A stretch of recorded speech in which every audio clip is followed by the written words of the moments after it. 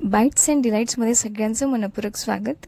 आज मी तुम्हाला अशी एक टीप सांगणार आहे की ज्या टीपमुळे तुम्ही तुमच्या घरामधल्या तळण काढणाऱ्या कढया ह्या साफ करू शकता. अतिशय घाणेरडी कढईसुद्धा तुम्ही इझिली क्लीन करू शकता. थोडेफार कष्ट तुम्हाला घ्यावेच लागतील. चला तर मग टीपकडे वळूया.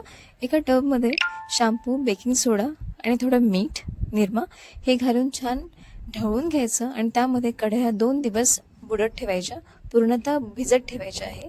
इथे घासण्यासाठी लागणारं साहित्य आहे आयरन पेपर, या प्रकारे मिळतो हार्डवेअरमध्ये. एक आयरन पेपर, एक भांड्याचं लिक्विड, एक साधी घासणी आणि त्यावरून आपल्या हाताला रुतू नये म्हणून एक स्क्रब वापरलेला आहे मी, जो हाताला रुतणार नाही आपला जेव्हा आपण. तर इथे मी कढई बाहेर काढलेली आहे, पाण्यातून 2 दिवस झालेले आहे. त्यावर लिक्विड टाकलेलं आहे भांड्याचं आणि तिला स्क्रब करायचं आहे.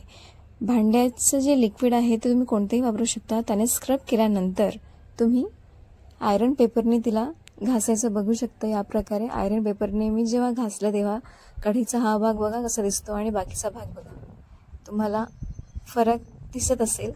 बघू शकता पूर्ण कढई तुम्हाला त्या आयरन बघू शकता. इथे मी काहीच केलेलं नाही आहे, साध्या घासणीने लिक्विड लावून एक वेळ घासलेलं आहे आणि नंतर आयरन पेपरने घासत नेलेलं आहे. बस एवढंच करायचं आहे आणि एवढ्यावरच तुम्ही कढई छान स्वच्छ करून घेऊ शकता. याच प्रकारे तुम्ही आतूनही तुमची कढई छान साफ करून घेऊ शकता. बघू शकता किती काळपट पाणी निघालेलं आहे. तुम्हाला टीप द्यायची आहे म्हणून मी तुम्हाला हा व्हिडिओ फक्त मागच्या बाजूने घासून दाखवलेला आहे. याच प्रकारे मी आता समोरची बाजूसुद्धा साफ करून घेणार आहे.